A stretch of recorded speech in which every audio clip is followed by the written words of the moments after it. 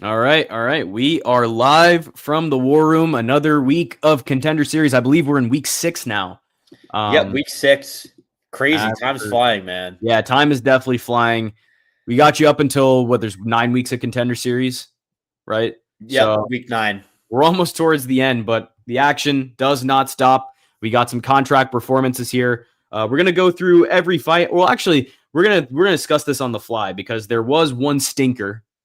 Huang versus. We don't really need to talk Corey. about that. We don't Honestly. even. Let's just talk about the contract winners. We'll get through that, and we also have. If they're not in the UFC, what's the point of breaking them down? If we may never see them fight again. Hey, I will. I'm always on the regional MMA scene. I'm looking out. So I guess, hey, Patty McCory, I'll be watching out for you, brother. But also some big fight announcements. Obviously, Vancouver's main event changed. We're going to get to that right after we do this Contender Series recap. But let's make this quick. Let's get to the first fight of the evening, and it was Cody Kovanchek versus Rafael. What was his name? Achegbu? Rafael Uchegbu or something. Yeah, Uchegbu. The only one you're gonna have to really correct me is the Polish guy, Ivo Baron. It's always the Polish name. We'll just call him Ivo. Ivo, it is. Ivo Baraniski. Yeah, I've actually heard. Yeah, I've seen the last name similar to that. So I think it's Ivo Baraniski. But anyway, I always struggle with it. Yeah, let's talk about a Canadian name that's a little more easy to pronounce. Yeah, not much easier, but Cody Kovanchek, he is a dog. My goodness, get this man in the UFC immediately. Yeah. He's still raw, maybe some cardio questions, but he handled a tricky technical opponent like a pro. Stuck to damage and did what he had to do to win. I've got a few matchups in mind that I would love to see him in. Now we're thinking of the bantamweight division here. I think there is this new wave of, young bantamweight brawlers.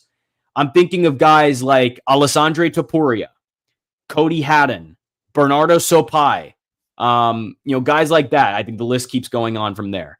And I think Cody Kovanchek fits that sort of mold.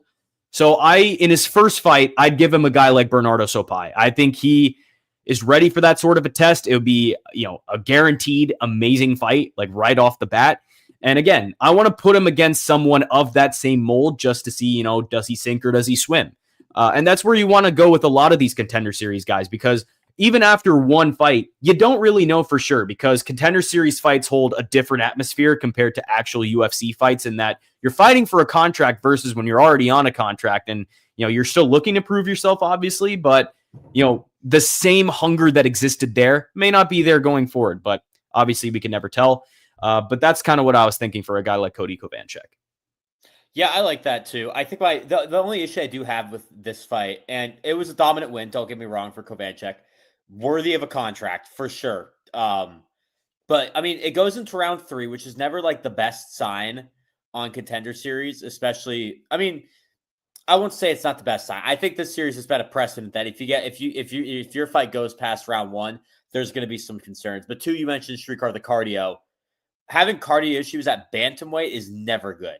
For sure. I feel like the lighter the weight class you are, the more important it is to have good cardio, especially when the champion of your class has arguably the best cardio we've ever seen in UFC history. Mm-hmm. So that's my only issue with Kovanchek. It is a great win nonetheless, and I do think he needs a good prove-it win. I like that. I like all the matchups you made with him.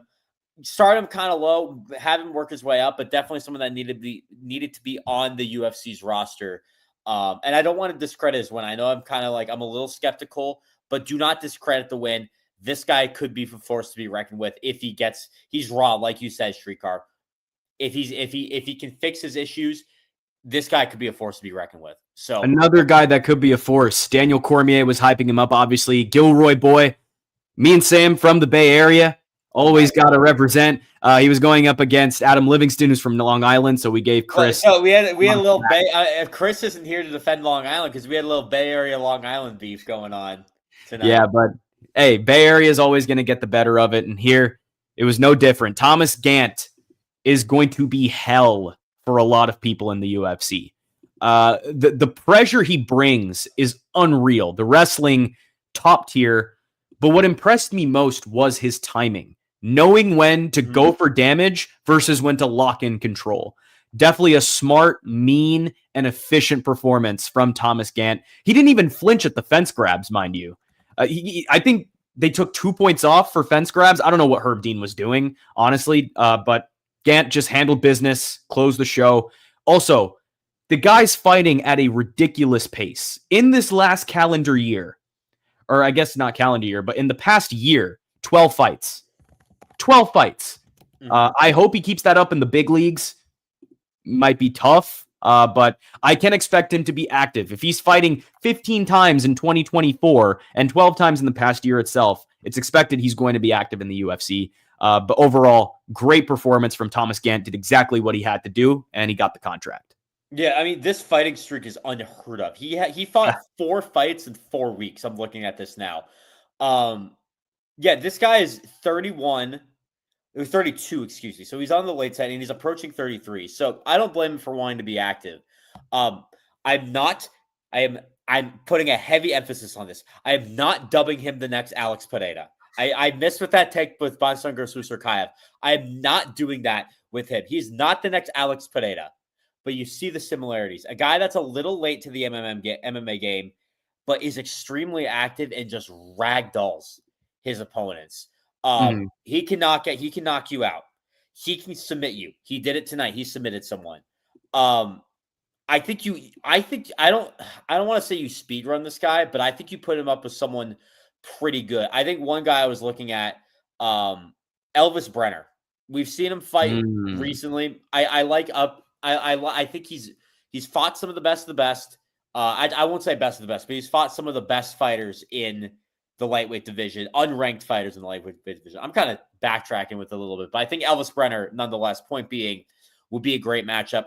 Claudio Puelles, I think is somebody we just saw as well. I think he could be a great fighter as well. I think he's probably a little too high up considering who he's also fought recently. He's fought the likes of Dan Hooker, Fares Ziam, Joaquin Silva's moving up in the ranks. I think that might be a little too high, but I think Elvis Brenner for a first test. And you know what? Why not? I know Brenner hasn't been the most active fighter in recent years, but do you put that? I mean, it was a UD. He lost. Well, I was going to say, I'm thinking put it on Rio, maybe. I agree with Puelles more than Elvis Brenner because I think Puelles is in a spot where he kind of has to fight down Elvis Brenner. And here's also the kind of flip side to it. Brenner has to fight down too.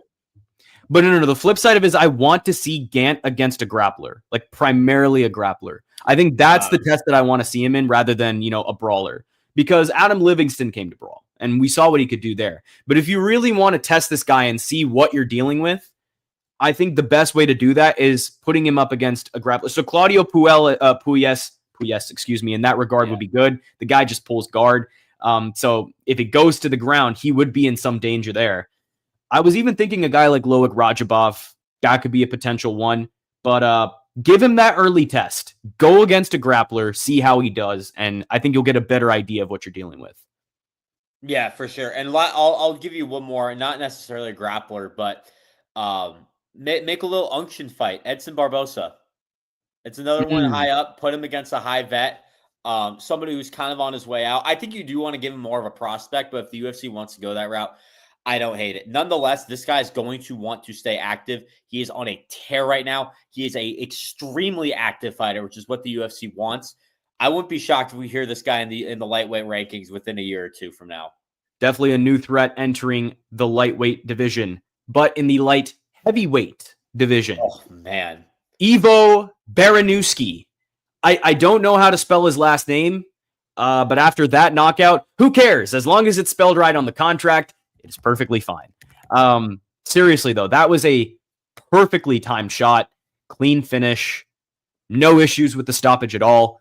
I want to see more of this guy ASAP. I mean, that is UFC level violence. And 205 is ripe for the taking. We look at that division, there is pretty much a lack of guys who are really, really starting to stand out as a prospect. Obviously with Zhang Mingyang losing to Johnny Walker, there goes your chance at getting a potential light heavyweight star, at least for the time being. I would give Baranowski a literal can. Like I would highlight reel this guy immediately. You have the face. Junior Taffa. Sorry, I'm this bit will never get old. Yeah, Junior Taffa. I mean, that could be interesting. If he loses, Junior Taffa's going to get cut after his next fight. So, yeah. If you lose to Evo, you're done. Maybe like a DR Nurgojai, something like that. Yeah. I mean, the thing is, Evo he's raw. He's untested. So I think if he can get through Nurgojai, who is a tough guy, but he's definitely beatable, he's going to get that hype pretty quickly. If you want 100 subs, challenge MMA Guru to a fight and stream it live. It'll make your channel blow up, bro.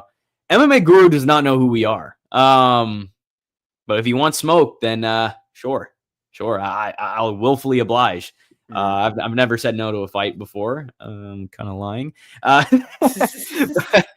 Ivo Baranowski, man, really good stuff. What were you thinking, Sam? Yeah, this was a dominant, vicious knockout. Vicious might be a bit of stretch. Nonetheless, dominant knockout, dominant performance. And this guy has never fought out of round one before. So this guy's on a tear. I think it's not a guy who I'd expect to. It's a guy I expect to make noise in the UFC potentially. It's not a guy I'll say right now could be a future champion. Like I think Tommy Gann I'm a little higher on than this guy just because I want to see more from him. I want to see what happens after the first round. That's something we haven't seen yet. And I know he's dominating his fights. Give him someone. I think one thing you could do. I was gonna say a guy that we just saw in Shanghai, DR Nurgojai. Kind of give him like a last minute, like a last chance fight for him. But I feel like that fight might not even get out of round one either. I want you to give him someone, and I'm trying to think of a name right now, but someone that's going to get him past round one. Someone that can stand in there, either has an iron chin, or B is just like a menace on the ground to get him out of round one and just see how he can do there. I think that's a good test for him next. And you know what? If that fight stays in round one, then so be it. This guy's just damn good. He's probably beating someone with an iron chin, or he just submitted someone who's has an amazing ground game. That's a good idea. So I think at the end of the day, there's a lot you could do with him, and I think I'm excited to see what's next. All right, Rick, you convinced me. MMA Guru, I challenge you to a stand and bang brawl. Woo! No wrestling. I know you don't like wrestlers. I know you think it has to be a combat sport, right? We're going to fight combat. Let's do it. My backyard or yours. I will fly to England and I will beat you on your own turf. And we will prove once and for all, India is better than England. And I will prove to you that you stole all our stuff. This is a revenge game for me. I have all the faith in the world in my ability. You are losing. You are losing 100%. And before you say, who are you? Keep me on your radar, bro. Promise you, man. Keep me on your radar. Hey, Rick, you like that? You like that call out? I feel like it wasn't Conor McGregor, Michael Chandler, obviously. Hey, Conor McGregor. But well, speaking of guys, we're here. I think we can move on to this next fight. Yeah. Petra Sosa, man, versus what a story for this guy. First of all, and I think I will have to say a little bit. I like this fight a lot. It was a dominant win, dominant performance. Clearly just won every round. I went to decision, which is a little uncommon for Dana White Contender Series. That's fine. I'm a little curious. Do we think Dana White gave? Do we think emotion played into Dana White giving the contract a little? Absolutely not. No. And I don't. Yeah, I was gonna say I don't want to discredit this performance. Let me clarify. I'm not discrediting this performance, at all. But it was just something that crossed my mind with like his whole story and how Dana White presented the contract to him.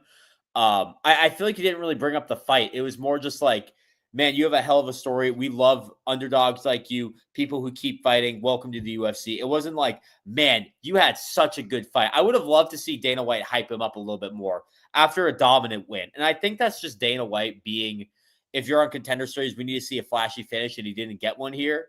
But nonetheless, the fact that Dana White is giving someone a contract who went to decision says a lot, in my opinion. Because this is rare. It's rare that Dana White does this. We saw another fight that went to decision. Multiple. Chanel Dyer and Carol Foro. That was also like Jose Delano. That is true. I mean, that is true. But I feel like a lot of the fights we see that do go to decision often don't get contracts unless they're like a fight of a fight of the night a fight of the year candidate, which we saw with we saw last week, or B, it's like a dominant performance, and this is one of them. So, and also with Jose Delano too. That's another one. But at the end of the day, I like this win for Heitor Sosa, a guy that you're going to be wanting to root for. It feels like I like where this guy's headed.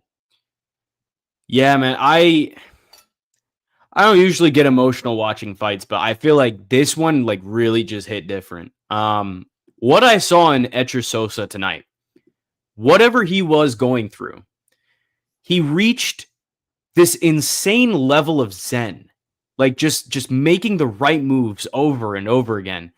No hesitation, no second guessing. He was literally like, that was a flow state performance. Literally was just flowing. Props to Lee for surviving it, but Sosa, say what you want, man. This guy earned his UFC spot 10 times over. This one definitely got me. Really did. But Heitor Sosa is a dog. I don't think he made one wrong move that entire fight. Absolute faith in himself and his skill set. Got it done with every single circumstance against him. I mean, I get it. Like maybe you play into the emotion a little bit with Dana White, but how could you not give something like that a contract? Like I feel like to overcome what he did, go out there, decision or not, it was a 30-27, 30-27, 30-26. So they called it a 10-8 in round 3 as well. So I feel like that is very much deserving of a contract, even without the whole emotional play to it. So in terms of what's next for him, I'd honestly give him a very, very good matchup right off the bat. I think he is high level enough that you give him one of these tested, proven guys. A name I was thinking, Damon Blackshear. I think this could be a potential good matchup right off the bat. I was thinking the same thing too. Like, yeah, I feel like it's a crossroads fight. Damon Blackshear is in a position where he should be taking a fight like this, and Sosa has earned it to the point where I think he's just that good. I think he can definitely hold his own in this fight, and I'd potentially pick Sosa to win. This is the best prospect coming out of Spain since Ilia Topuria, obviously. So, Heitor Sosa, definitely a guy to watch, and I'll be excited to see what he does in the future. Yeah, for sure. I'm glad you put it that way because I want people to understand that this was worthy of a contract, not because of like from an emotional standpoint. And I know Dana addressed it like that, but this is the contract earned because of that performance in the cage tonight. Take out everything that happened outside of the cage. I mean, you can factor in a little bit too. This guy's a dog. This guy puts his head down when he needs to most, and this guy knows how to overcome adversity. That's what UFC fighters are made of, and those were what separates a good fighter from a great fighter. If they can overcome adversity. We actually talked about it last week with John Silva and Diego Lopez, the advantages and disadvantages of fighting emotional. That is like the biggest red flag. You don't fight emotionally. And I think for Sosa to not fight emotionally, he did not overthink anything. He didn't bum rush in. He literally kept fighting his fight. That's so hard to do. That is insanely hard to do, especially when you're fighting for a job. You're fighting for a contract. I feel like in those situations, you get a true look at the mettle of a fighter. And I think we saw that with Sosa for sure. For sure. I'm with you on that. But that'll do it for Contender Series. Another great week. Now let's get to some news because we did miss some stuff. One big one here, though. New main event for UFC Vancouver. Fluffy Hernandez is out. It is now Rainier de Ritter versus Brendan All In Allen. Man, Srikar, you were disappointed with this one. Whoa, no. I'm personally excited. I'm mad Brendan Allen's getting the main event spot, but I'm happy because RDR is about to absolutely kill him. Oh yeah. Brendan Allen is just not a fighter that I really like. Can't really tell you why. Just kind of grinds my gears a little bit. I'll give respect to the skill set, obviously. The guy's done good work in the UFC. We're going to give credit where it's due. But Reinier de Ridder is going to absolutely out-physical Brendan Allen in every aspect of the game. And I think he's going to win this fight potentially by finish. I think if he gets to the ground, he can for sure hold his own against Brendan Allen's submission threats. And even if it does get in those situations, he's going to be the one on top. He is going to be the one in control.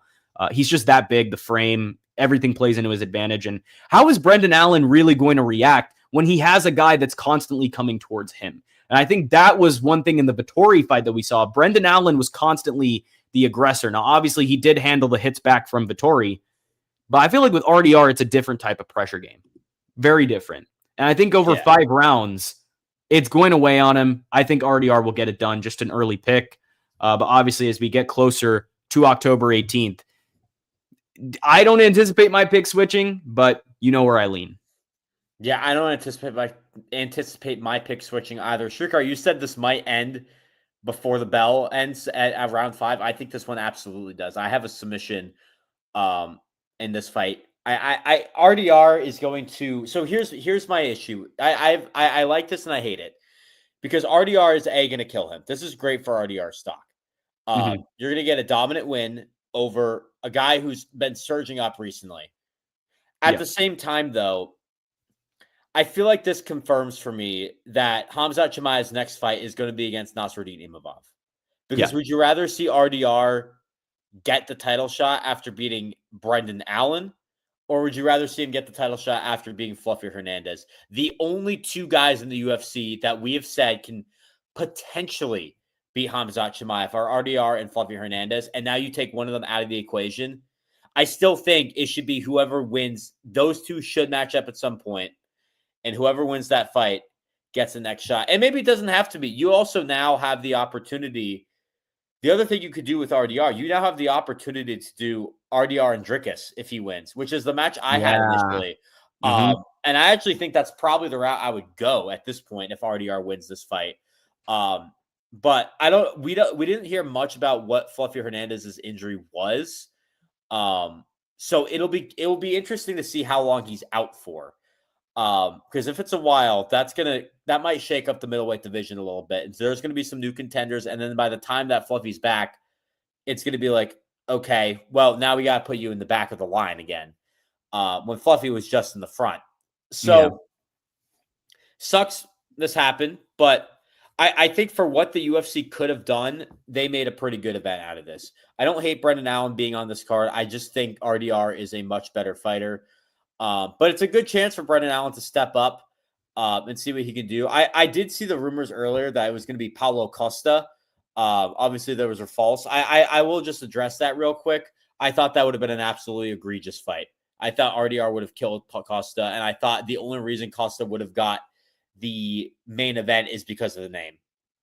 Brendan Allen is not as big of a household name as Paulo Costa is. Well, the thing is, Costa won in 3 rounds. Which is why they didn't go through with it. Brendan Allen said yes to 5 rounds. Oh, I didn't even know that. Yeah, you can't do a 3-round main event on that kind of card. There's no way.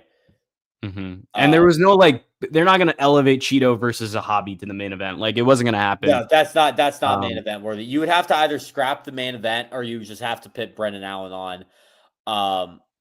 So I like it. I like it for RDR. I mean, he'll get the win, and I think next up you give him Dricus if he wins that fight. I agree. I agree completely. With him being the backup for what will most likely be Chimaev versus Imavov, the first title fight with 2 Muslim fighters. I think that's just absolutely I also think that do that. Put your pay-per-view in February in Saudi Arabia or somewhere. They went there in February last year. It wasn't a pay-per-view, but February they usually vary up where the pay-per-view is.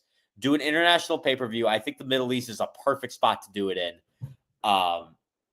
And I think the middleweight division, the picture's cleared up a little bit with this. As much as it sucks to say with Anthony Hernandez being out, the current title picture, the short-term title picture is kind of cleared up a little bit. You have your next contender already in place. Then you have RDR.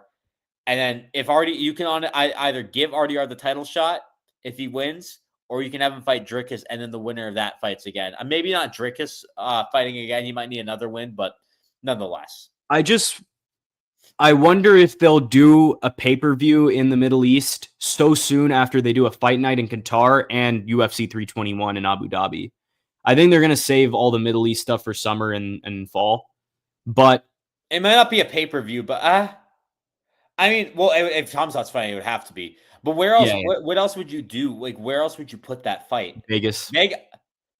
Probably has to be Vegas. I honestly hate that. I think that fight has to be in the Middle East. I think there's no way. I mean, the other it kind of has to be like for fights like this where like the timing just doesn't work out in specific places. Like I was thinking maybe London if they did a pay-per-view there because obviously it's close enough to France that you could do it.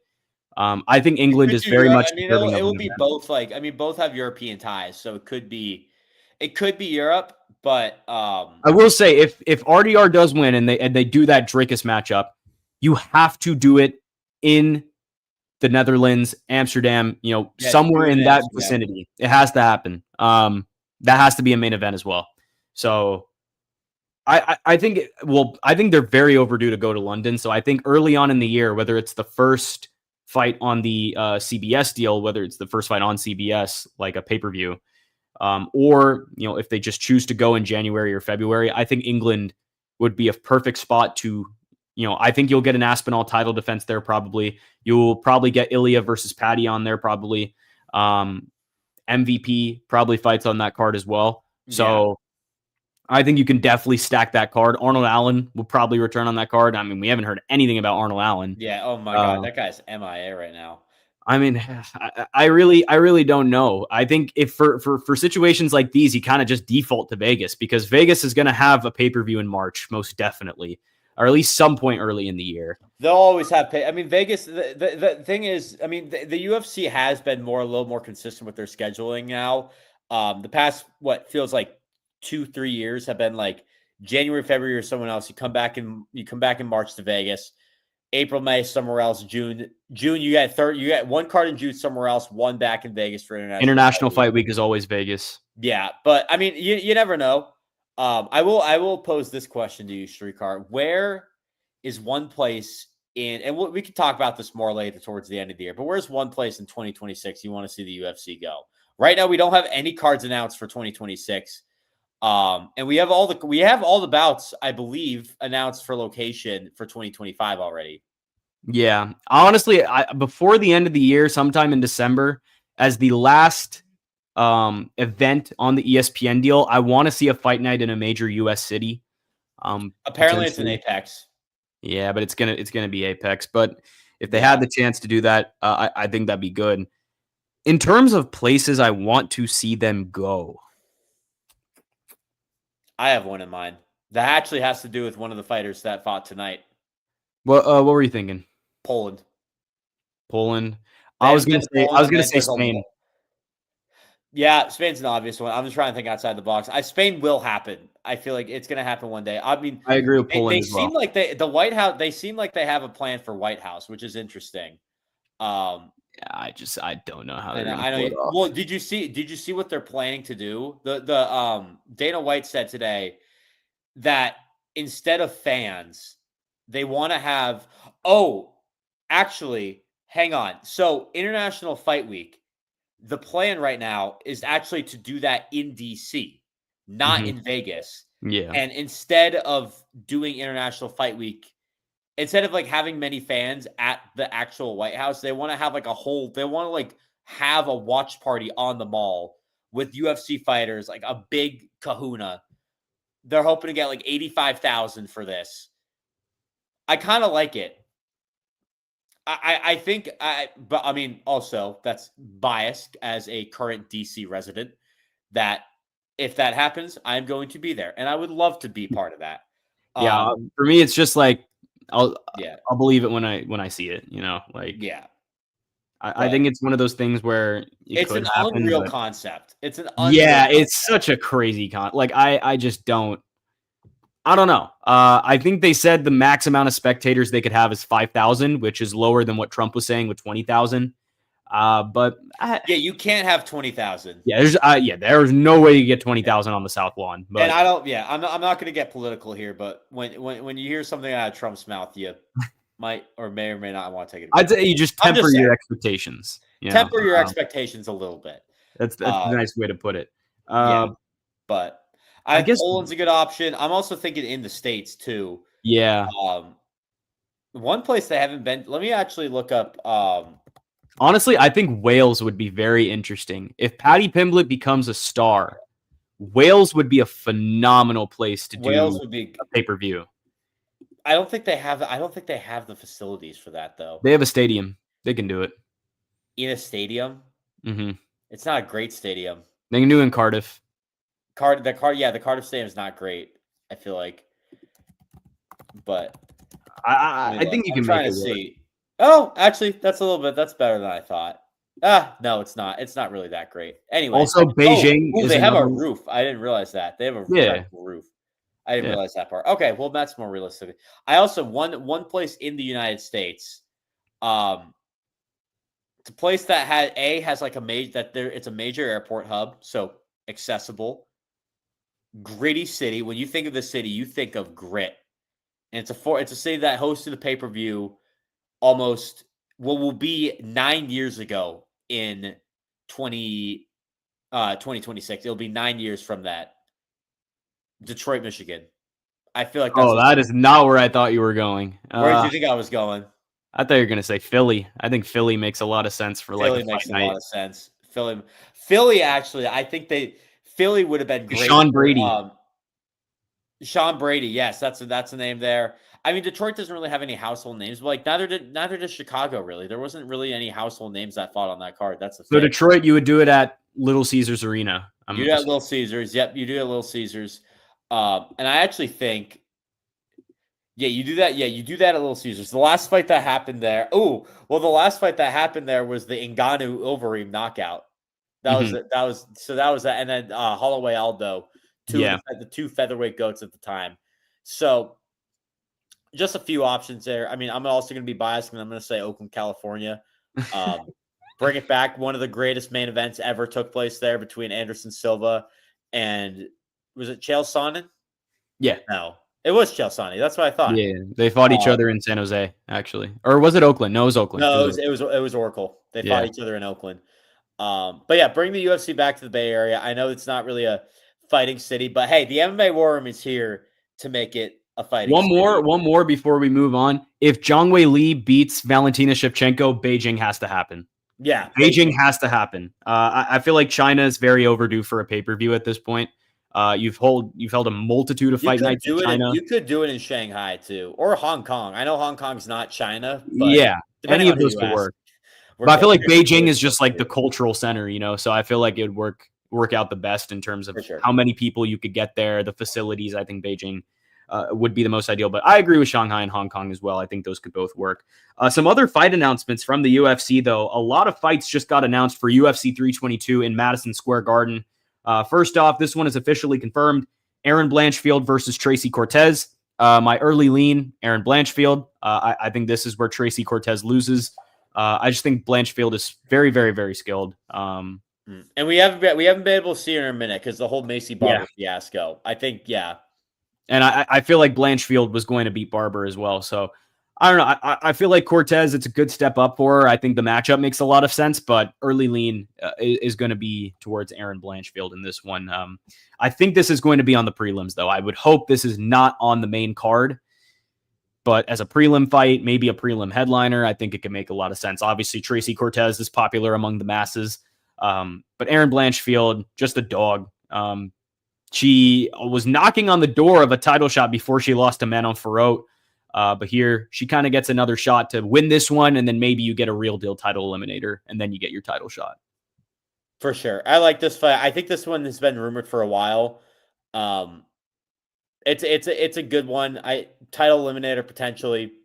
I like it. I don't really have much to say about it though. I think it's another one. They're just loading that card up, man. Another one. Roman Kopylov versus RoboCop. I called it. I actually did not know that fight was happening. I predicted that fight. I called it. It's cop versus cop. Let's go. Thank you for breaking Officially that news confirmed. to me. I Yeah. have low-key been off the grid a little bit. I'm not gonna lie, the matchmaking spreadsheet, it needs some serious updates. I have not updated that thing in a minute. I'm gonna be completely honest with y'all. But that one that is in my predictions, I'm gonna make that green right now because that is a confirmed fight for MSG, you said, Srikar? Yep. November 15th, UFC 322. Pasting it there. Bang. I am so happy I called that fight. I think that is a main card I level was fight as pounding well. on the table for that fight. Cop versus cop, man. I don't know Yeah, why I wanted that fight. I just thought I think it was a fun thing to say. this is a great fight. Someone is going to go to sleep. Yep. Very, very much so. My early lean is RoboCop. I think he is going to be able to get it done. Another big spot for him. Obviously, last time we saw him was at International Fight Week, where he absolutely destroyed Jack Hermanson, left Hermanson on the floor, wondering if he died. Literally, he absolutely killed him in that fight. Roman Kopylov coming off the loss to Paulo Costa at UFC 318. This is a shot for RoboCop to get into the rankings, and I think he's going to pass it with flying colors. Yeah, I think I think it'll be close. I don't know. I'm not gonna say. I won't make a prediction right now. Honestly, I do think RoboCop is off a phenomenal win. Don't get me wrong, and Kopylov is off a terrible loss, which makes me want to pick RoboCop. But I'm trying not to get the recency bias there because Kopylov's someone not to be messed with either. So these are just two guys you just don't want to mess with, and I think putting them together is a great idea. Just winner gets into the rankings, easy as that. Or winner stays in the rankings if it's Kopylov. It's going to be an absolute banger. I think it'll be a strong contender for fight of the night, assuming JDM and Islam don't snatch it away at the last second. Another one that's been confirmed. The return of Bo Nickel versus Adolfo Vieira. So back to fighting unranked guys for Bo Nickel, but they're putting him on MSG. They're putting him on a big card. Are they putting him on the main card? No way Bo Nickel and Adolfo Vieira makes it to the main card. I would be stunned. I would be stunned if it made it to the main card of MSG, considering we just saw Bo Nickel get brutalized by Reinier de Ritter with the body knees. And Adolfo Vieira is a good test, if I'm being quite honest. Obviously, we know Bo Nickel to be phenomenal with the wrestling. Obviously, we saw him at Penn State. Adolfo Vieira, very, very good on the ground, very good with the grappling. But we saw very big strides in his stand-up game the last time we saw him against Tresean Gore in the Apex. I think this is going to be a really interesting fight, stylistically. I don't have an early lean for you right off the bat. I don't know who I'm taking. I think this matchup is honestly pretty close. Bro, that body knee landing on the Contender Series was mad. Yeah. I feel like with Bo Nickel, you just don't know. You don't know how he's going to come back after the Reinier de Ritter fight. Adolfo Vieira is really, really good. He's really experienced within MMA. Sam, what are your thoughts? What are your thoughts? I'm not sure. Yeah, I mean, this is a good one. And the thing is, Bo Nickel hasn't proven anything to me yet, honestly. So it's hard to judge. That's my whole thing. I think this is a good one to really see what Bo Nickel is really made of. Rodolfo Vieira is a great fighter. I think this is really the fraud check moment for Bo Nickel. I think if he loses this fight, I can write him off as fraud.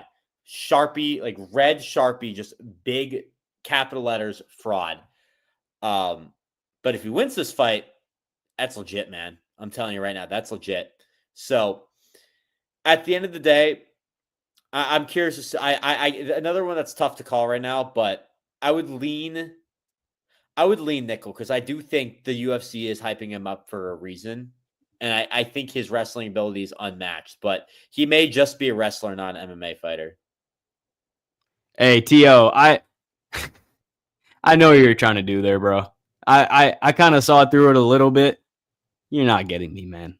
You're not getting me. I have mental fortitude.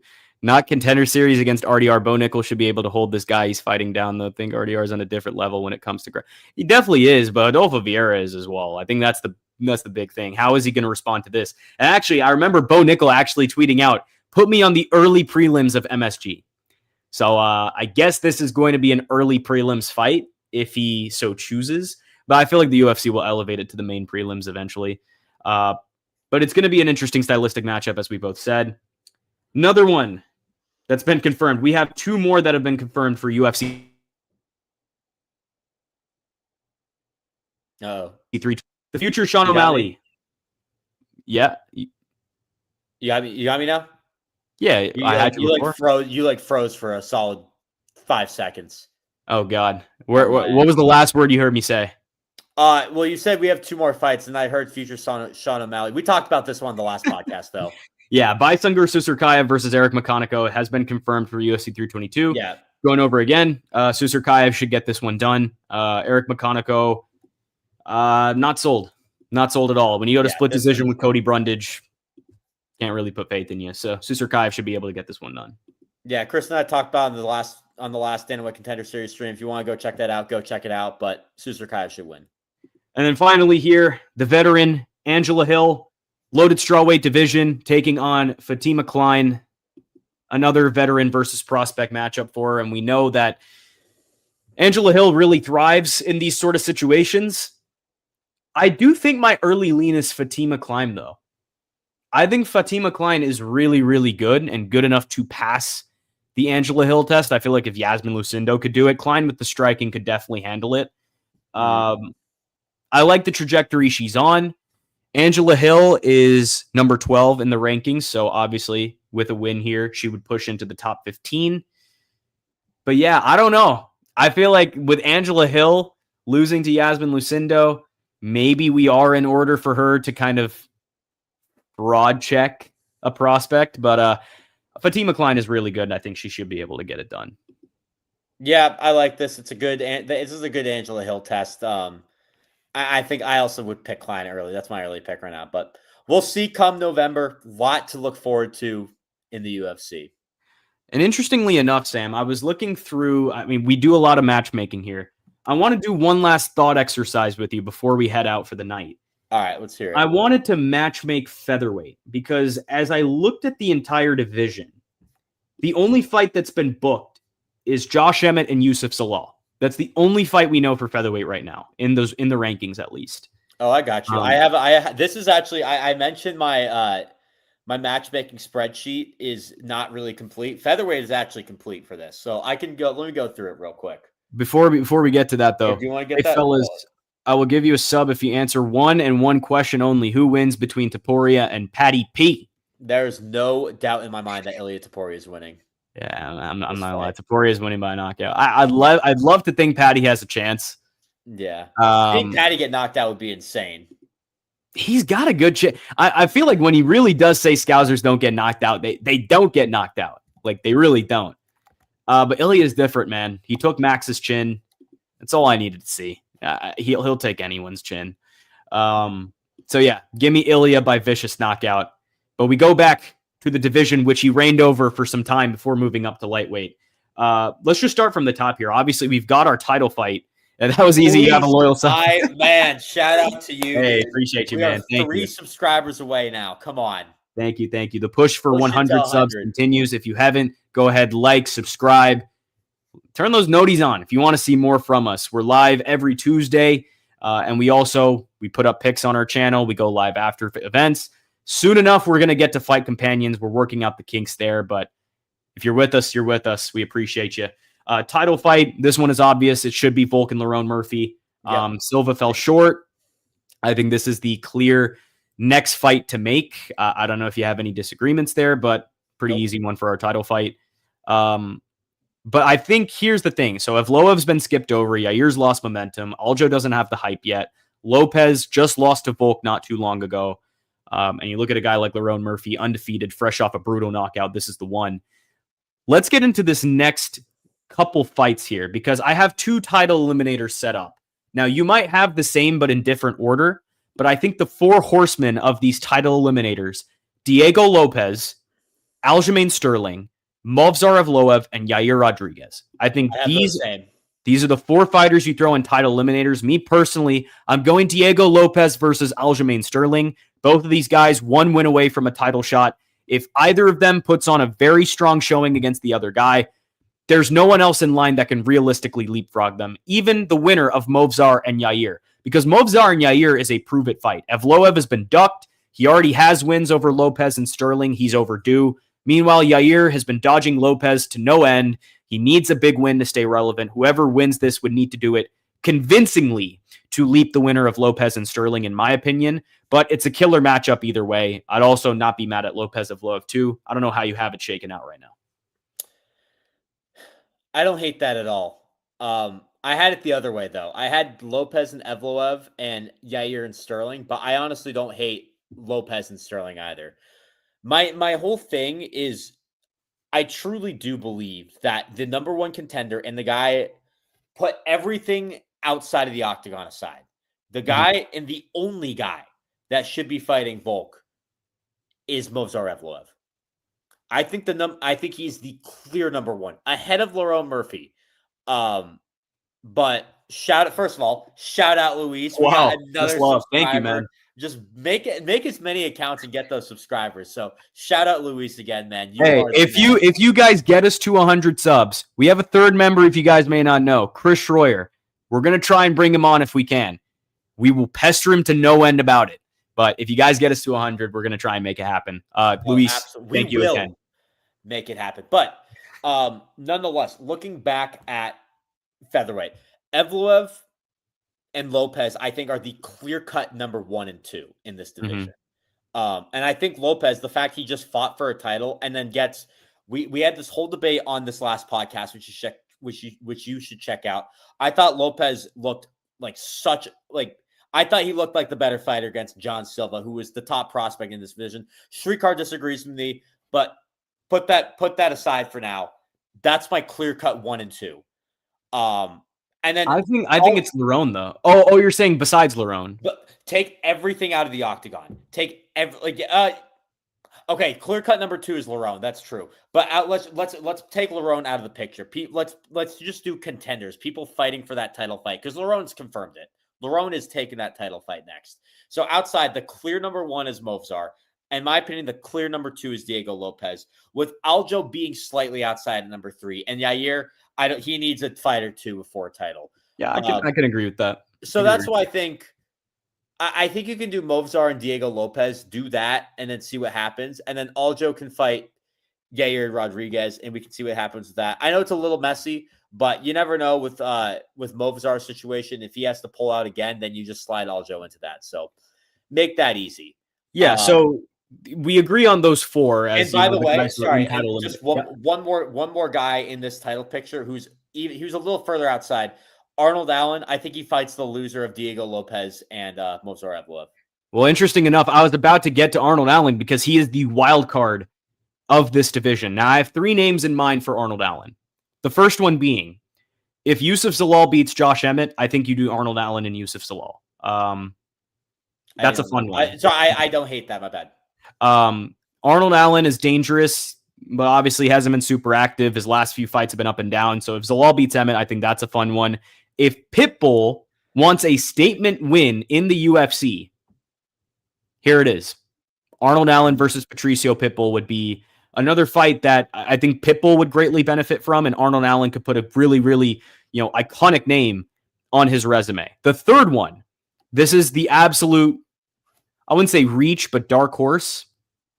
Kevin Vallejos. I think this could be, if you want to push him up the rankings, reach. Wow. Breakout moment for Kevin Vallejos. And I'm gonna touch on Vallejos in a bit because I do think that he will be fighting into the rankings relatively soon, within his next couple fights. If you want to push this guy, and Arnold Allen seriously can, mind you, this is plan C. If Arnold Allen cannot find anybody to fight, send him up. Just send him up. I think Vallejos is very much game. He wants to fight anyone, anywhere, anytime. Arnold Allen is of the same kind of ilk, but obviously, I don't know what's been going on with him. If you really wanted to reach for it, I think that, but obviously, in a perfect world, Arnold Allen versus Yusuf Zalal. I think that would make the most sense.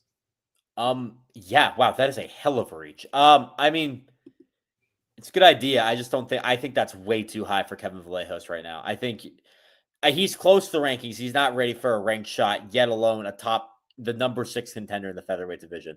So I had Allen against Evloev. And if you want to talk about this Josh Emmett Yusuf Zalal fight, I have the winner of that fight taking on John Silva, because I think John Silva is still ready for a step up in competition. He did look great against Diego Lopez. And I do think a step up in competition is still better ranking wise for him than a step down. So that's why I have the winner fighting them. But if they want to do something different with Salal, I don't hate Josh Emmett versus John Silva. The other guy in the top 10 I haven't mentioned is Brian Ortega. I have him moving up to lightweight. I'm not going to talk about Ortega too much. He needs to move up to lightweight. Then rounding it out, 11 through 15 in this rankings, I have the matchup that was requested by Patricio Pitbull before he got Losena Keita. Patricio Pitbull versus Aaron Pico. I think that's perfect. I think that was perfect when Pico lost. I think it's still perfect today. So that's that one. And then it gets a little interesting. You have Steve Garcia and David Onama, two fighters who are on big winning streaks right now. Put them together. Like Srikar said, just put them together. I think that's the best option. So I don't need to talk about that too much. Then you have Danny Ige and Giga Chikadze, who need to fight outside the rankings. And the two guys I have coming up to fight them, Chepe Mariscal, who was at one point supposed to fight Danny Ige. And that's Danny Ige's fight. And then for Giga Chikadze, Nathaniel Wood. I think those two guys are very, and those guys. Wood's already booked against Delgado, though. He is? Okay, never mind. So then that pick's going to have to change. Let me pull up Tapology real quick. I'll touch on each of those real quick. Yeah. Obviously, we agree Brian Ortega should move up to 155. He's just not going to make another serious run at featherweight. Let's get him in the lightweight mix and open up more fights at 145. I think win or lose against Zalal, the next matchup has to be Josh Emmett and John Silva. This is redemption for Silva and maybe a final run for Emmett. No matter what happens against Zalal, this fight makes a ton of sense for both guys. I think you got to make it happen. And after he beat Bryce Mitchell, I was actually calling for it to be John Silva and Josh Emmett, but they eventually fast-tracked him against Diego. With Patricio Pitbull. So this one is rumored for Rio already. I told you I'd mention Vallejos later on. Patricio Pitbull versus Kevin Vallejos. They've both been jawing at each other on Twitter. Pitbull said he's willing to fight him. Vallejos said he's willing to make it happen. Honestly, this is a banger. Pitbull gets another name on his resume, or Kevin Vallejos becomes a real problem at featherweight. I think it makes a lot of sense. I think it makes sense for Rio specifically. You want to put Pitbull on that card. And there's been steam to it. So I think that's what's going to happen there. I completely agree with Garcia and Onama. Both these guys deserve upward movement, but the featherweight logjam is real. This is probably the most meaningful fight they can get right now. And it's guaranteed violence. It's going to be a firefight. With Dan Ige, the guy I have fighting up into the rankings is Melquizael Costa. Costa has been asking for someone ranked. I feel like it makes a lot of sense to line these two up. Obviously, Costa's been on a very nice win streak. Dan Ige playing his gatekeeper role again. If Nathaniel Wood didn't get booked against Jose Delgado, I would have said Nathaniel Wood versus Dan Ige would have made a lot of sense because he deserves a ranked opportunity. You and I both agree. But what were you thinking for Giga Chikadze? Kevin Vallejos, you said it. I think Kevin Vallejos makes a lot of sense. I think a ranked opportunity is a bit of a stretch for him, but where the fighters in this featherweight picture are at right now, I think he makes a lot of sense. And I think if the UFC is considering giving him a ranked opportunity, then maybe you just matchmake it. If you wanted a really, really good fight for the Qatar card, Giga Chikadze versus Muhammad Naimov. The styles match up great. It would be fireworks. In Qatar, both guys are rising in different ways. I think it'd make a lot of sense there too. But I think overall, with no fight actually booked besides Zalal and Emmett for featherweight, just wanted to go through the division, see where you're standing, especially with what we saw from featherweight this past weekend with John Silva and Diego Lopez. But we're going to cap off the stream right here. We want to thank you guys for tuning in. I know Sam needs to get some sleep, so we're going to afford him the opportunity. I might be working 15 hours tomorrow, guys. You know what helps? 15 hours. How about we get 15 new subscribers? We said 100. Why not 113? 15 new subscribers. Subscribe down below. Follow the socials. Let's go. The push to 100 and beyond. The push continues. Make sure you like, subscribe, do whatever you can to be in tune with us, be engaged. We're going to be here. So I guess the schedule for next week, we'll keep it transparent with y'all. I'm probably going to be out until Wednesday. So obviously we're going to have a stream next week. I think Sam and Chris are going to hold it down.